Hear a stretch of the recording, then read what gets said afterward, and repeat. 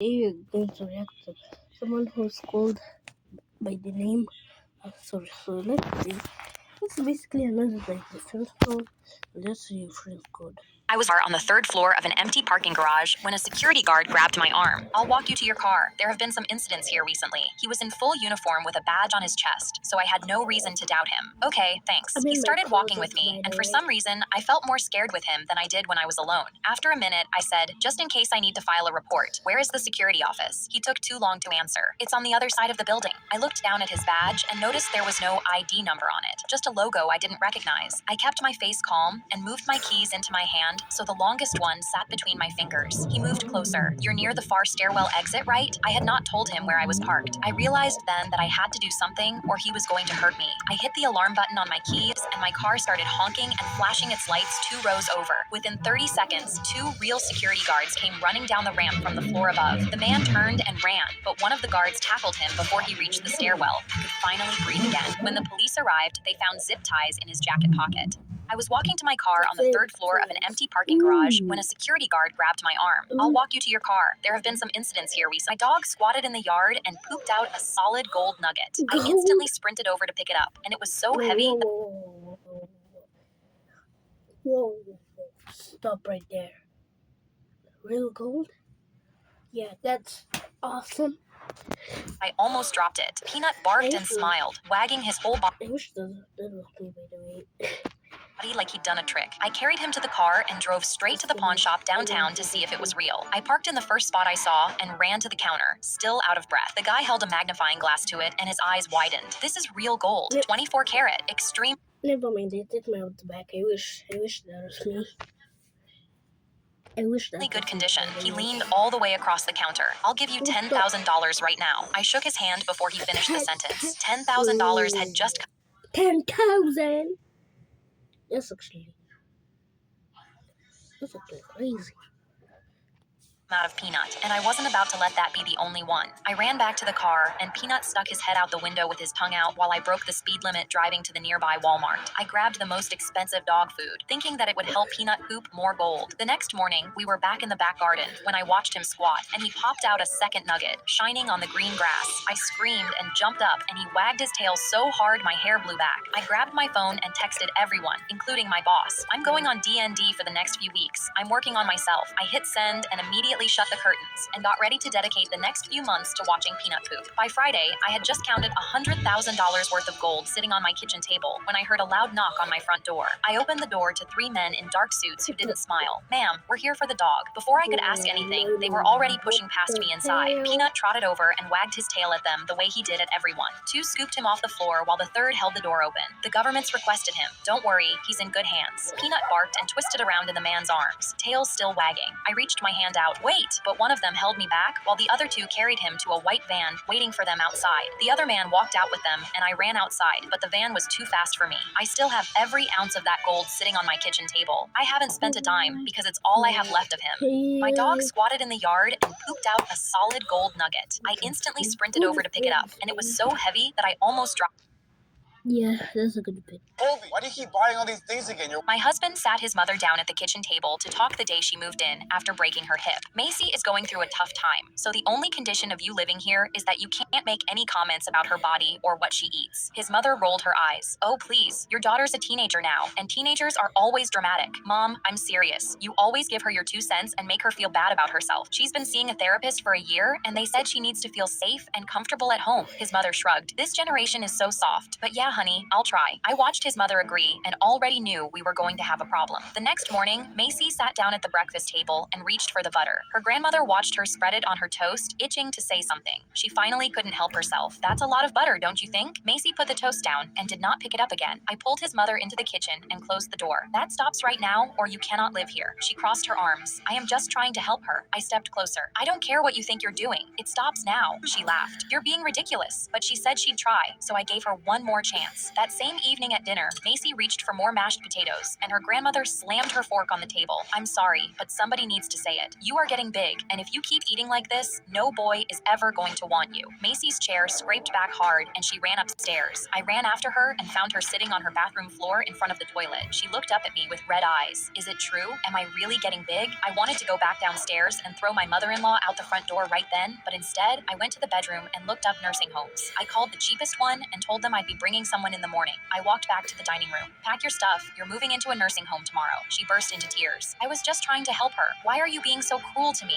My husband stood up. Can we please talk about this privately? No. Your mother just told our daughter she's fat and unlovable. I'm not discussing it. The next morning, I loaded her things into the car and drove her there myself while she cried the whole way. My husband was waiting for me when I got home. You threw my mother away like she was nothing. I shrugged. She had one rule and she broke it in less than a day. I'll throw away anyone for my daughter. That means even you. Do you want to go next?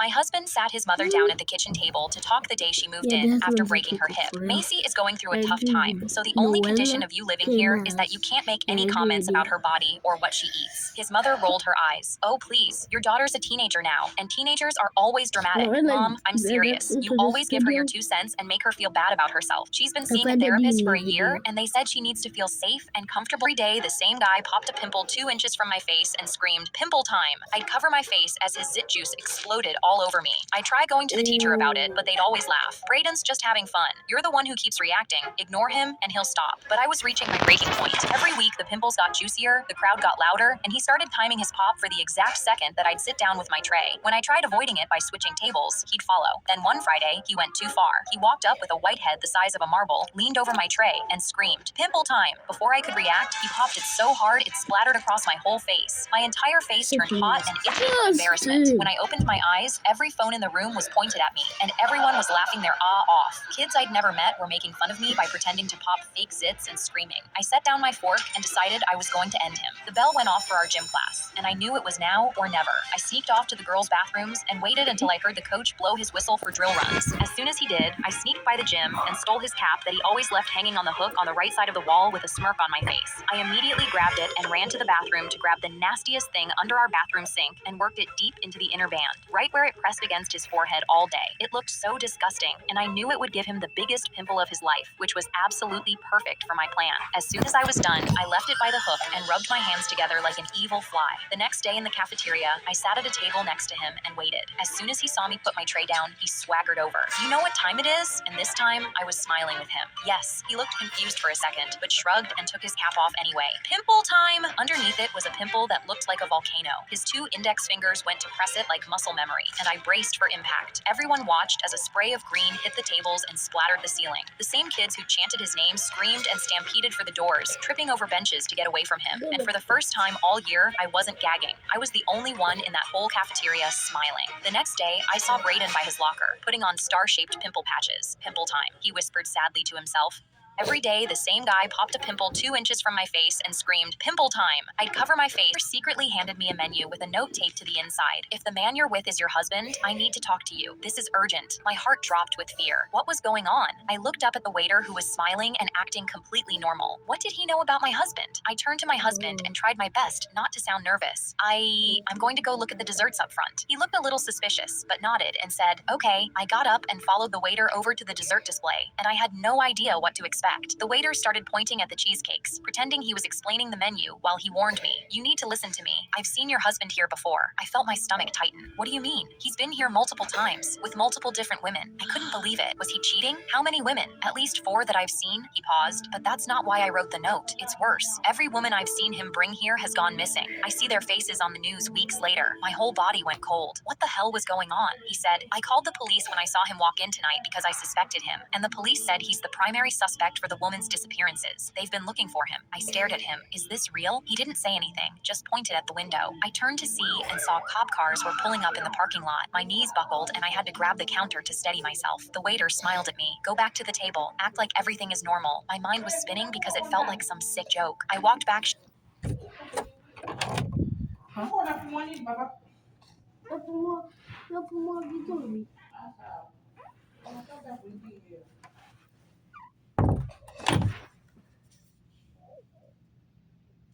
Making blinking, and sat back down. My husband's smile faded. You look pale. He pushed my glass toward me. You haven't touched your drink yet. I picked up the glass, but right before I could bring it to my lips, the front door swung open. Cops rushed in and circled my husband. I gasped with shock. Hands on the table now! My husband's eyes widened and he tried to run. The officer tackled him, searched his pockets, and pulled out a small vial. The cop pulled me aside. This is the same substance he used on the other women. He'd take them on dates, drug their drinks, and they were never seen again. He already put it in your glass tonight. You were his next target. I couldn't breathe. The cop said, if that waiter hadn't called us, you wouldn't have made it home tonight. The waiter secretly handed me a menu with a note taped to the inside. If the man you're with is my first shift as a waitress, a woman sat down at my table, snapped her fingers, clapped twice, and said, water now, and make it quick. I thought it was rude, but before I could even turn for the kitchen, another waitress was already there filling her glass. I'm so sorry she's new here. The woman sipped and said, took you long enough, while I stood, gripping my notepad in confusion. I decided to just leave it, but when I brought her the medium rare steak just like she asked, she took one bite and spit it back on the plate. Tell the chef to do it again. She pointed her manicured nail towards the kitchen. I grabbed the plate hard with my jaw clenched because what was her attitude problem? But when the head chef saw it, he gripped his chef's hat like he just heard World War III was starting and rushed through the doors to personally apologize. It felt dystopian watching everyone bow to this woman. And when I asked the manager, why is everyone kneeling to her like she's Joan of Arc? He replied, just do as she says, with a pale and terrified face. I grabbed her plate and brought it out, but as I went to turn away, she swung her arm and knocked the plate into my uniform. That's for setting it down too aggressively. I stood there with peppercorn sauce dripping into my pants and loudly told this bitch, get out. Immediately, the waitress at a nearby table froze like I'd committed murder, and before the woman even opened her mouth, my manager rushed over. I'm so sorry, ma'am. We promise we'll make this right. He began calling the chef, but I interrupted. Are you crazy? She threw food at me. She's leaving. That's when the woman stood up laughing. Do you know who I am? I am the daughter of this restaurant's owner. I stared at her blankly. That's it? That's all you are, and you're acting like this? Her face twisted, and she pulled out her phone, while I turned around asking my coworkers if they've had surgeries to get their backbones removed. Suddenly, the doors opened, and the owner walked in and asked what happened. She was rude to me. He stared at the sauce on my pants. So you threw food at her? I told you to stop doing this. She groaned. Yeah, whatever. Just fire her. But the dad cut her off. I'm banning you from the restaurant. If you don't leave within 10 seconds, I'm calling the cops for trespassing. Her face drained of color, and she flailed her arms in the air. I mean it. Now leave before I disown you too. She turned around and stormed out. Then he turned to the manager. Can you please tell me why out of my entire staff, the new girl is the only one with a backbone? I stood there smiling with potatoes still on my apron. On my first shift as a waitress, a woman sat down at my table, snapped her fingers. On my first day as a gym teacher, the principal clapped me on the back. You're a woman who's teaching sports, so no one's expecting much. Just try not to get fired. Before I could respond, he walked out and the door locked behind him. I nervously picked up the whistle and blew it, but all the kids ignored it and stayed sitting on the ground, yapping. But I clenched my fists because I was determined to prove him wrong. I took my phone out and plugged it into the school speaker to play the Star-Spangled Banner on full volume. Every child immediately turned to me, wide-eyed and confused. I threw orange jerseys out to half of the room. This is the World Cup. You are the Netherlands. I threw blue ones to the rest. You are Japan. I balled my hands into fists and raised them in the air. Ole, ole, ole. For a second, everyone in the room stood there frozen, and I had no idea whether I was actually going to prove the principal wrong. Then one kid grabbed the ball and the whole room exploded. Orange and blue screaming for their countries and slamming into each other. I jammed the whistle in between my teeth and blew as hard as I could. Red card, red card. We were all laughing because it was the closest thing we'd felt to being in the World Cup, and I couldn't wait to see the principal's face. But suddenly, a fight broke out. Someone on the Japanese side threw a ball out the window. That should have been my goal. Suddenly, the door burst open and the coach walked in to find a stadium. Everyone had their hands over their mouths as the principal looked around, completely bamboozled. He clapped his hands over his head and roared, "Line up, everyone, now." Nobody moved. I smiled. "Don't worry about it, sir. The kids only listen to adults they respect." I spoke at a normal volume. "Everyone stand in line, please." The principal's face was drained of color. He said no one expects much from a woman teaching sports. Those kids expected me to bring the World Cup back every week. On my first day as a gym teacher, the principal me and opened the ring box to reveal an Oura Ring fitness tracker. I stared at it, waiting for the punchline, but Derv took my hand. "Babe, you said you wanted to be a wife, and I can't propose to a girl who's overweight, so this way you can lose the weight and be my wife." The tables around us went quiet, and I wanted to slap him, but instead, I smiled and slid the ring onto my finger. Rose gold, how sweet, because I was going to give him exactly what he wanted in the worst way possible. The next morning at 5 a.m., I pulled on my Lululemon running shorts while he laughed from the bed. "Good luck, babe. Try not to pull a muscle. I know it's been a while." He thought he was hilarious, but I used every joke as a reminder for why I needed to be better. On month 3, we were in front of the mirror at the gym when I saw my body was shifting more into an hourglass, and he started flexing next to me like my progress belonged to him. "I got 190 pounds of pure muscle, babe, and you have the body to match it. I told you the ring I got you would work." I let him believe it, because the more credit he took, the better the ending got. By month 6, he couldn't stop kissing me, and for a second, I wondered if he'd changed, but then he scrolled to an old photo of me me and said, "Promise me you'll never go back to that." I smiled sweetly. "I'm going to make sure I never feel how I felt in that moment ever again." He stroked my knuckles. "Then I think we're finally ready for the next step." And as he booked the same restaurant where he first proposed with the Oura ring, I twisted it on my finger one last time. I'd been ready for months. When we got to the restaurant, he led me to the same table, set up with the same candles, and as soon as I sat, Derv was already lowering himself onto one knee. He opened a box with a real diamond inside and held it up like a trophy. "You earned it this time, babe." "Well, your Oura ring earned it." I pushed my chair back and stood up slowly and twisted the Oura ring off my finger while he was still smiling. "You were right, babe. I was carrying extra weight, about 190 of it." His face fell as he realized he was 190 pounds, and I was talking about him. I dropped the Oura ring into his open box and snapped it shut over the diamond. He grabbed my wrist as I picked up my bag. "This is how you repay me? After everything I invested in you?" I pulled my arm free and walked past every table that went quiet for me 6 months ago. Behind me, Derv was still on one knee, holding a box with 2 rings nobody wanted. Best weight I ever lost.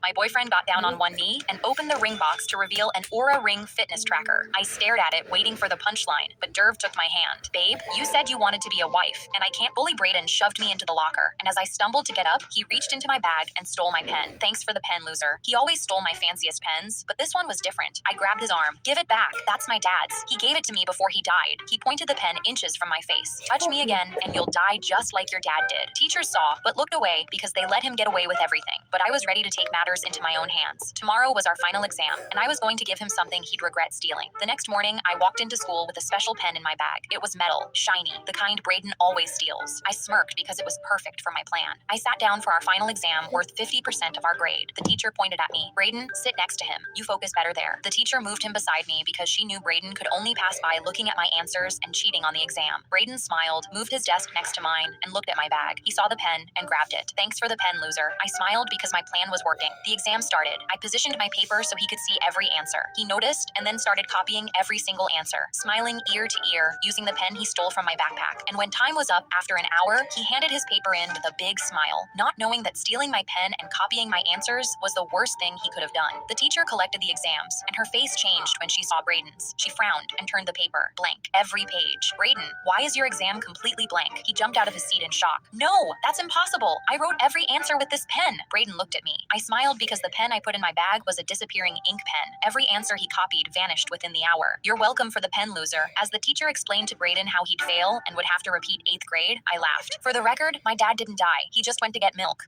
My bully Brayden shoved me into the locker, and as I stumbled to get up, he reached into my bag and stole my pen. "Thanks for the pen, loser." He always stole my fanciest pens, but this one was different. I saw 3 creepy men across the empty... I was waiting for my Uber outside the movie theater when I saw 3 creepy men across the empty parking lot staring at me. It scared me so much I checked my Uber hoping she was nearby, but she was still 5 minutes away. My heart sank. Even some get goosebumps. Can you see? Can you see?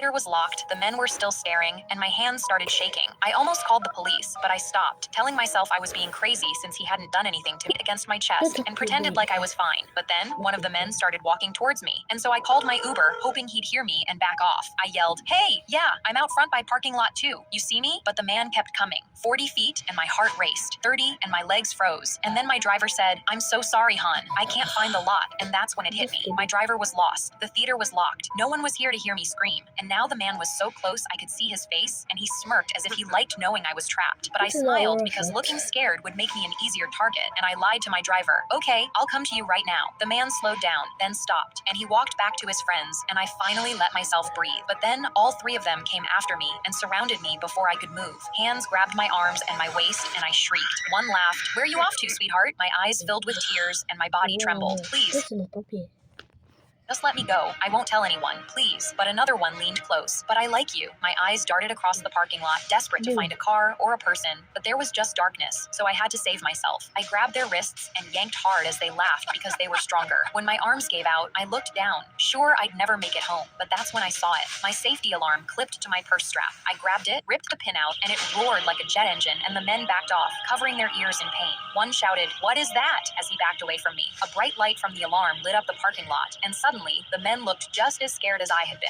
I quickly got away and finally felt safe, like someone had shown up to protect me. And then my Uber driver arrived and the men panicked and ran off, and she said, "I heard something blaring down the road, then saw a light flashing, and it led me right to you." I looked at my alarm feeling grateful that it had saved my life, and when I pushed the pin back in to silence it, the driver looked surprised. "That was making all that noise? What is it?" I lifted my purse so she could see the safety alarm. This is a Birdie 3.0 from the brand She's Birdie. Every girl should honestly buy one, because after tonight, I realized no one should go anywhere without one.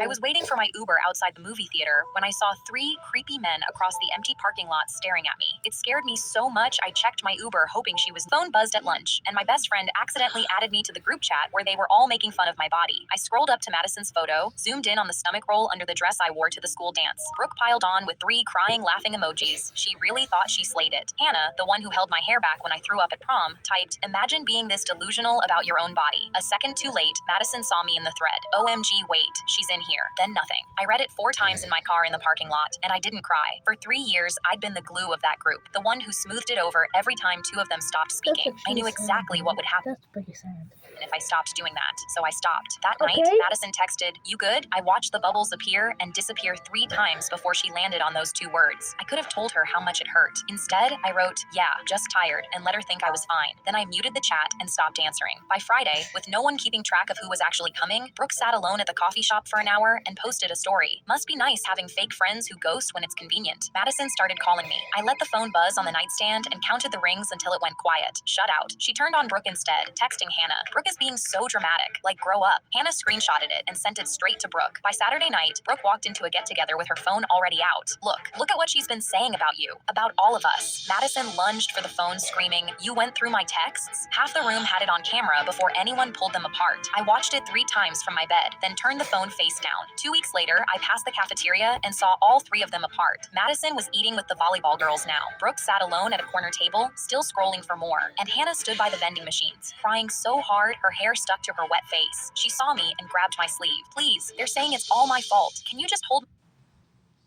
What the?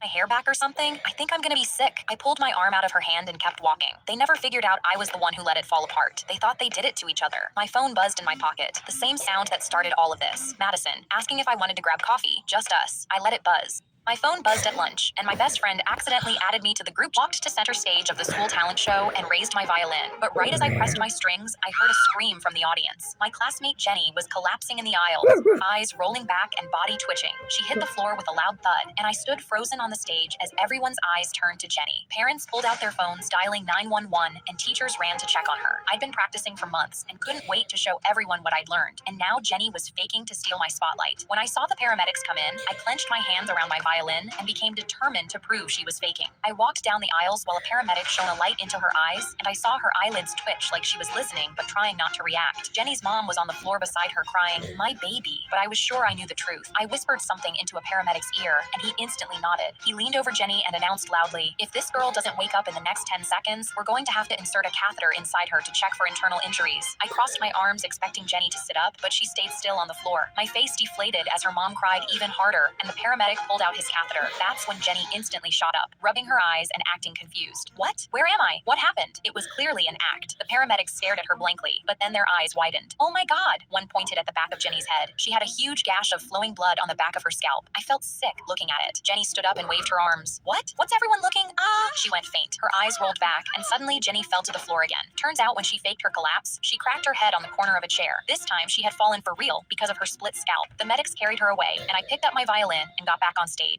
I walked to center stage of the school talent show and raised my violin, but right as I pressed my strings, I heard a scream from the audience. I saw my kids in the backyard crawling across the floor in ski masks, pretending to...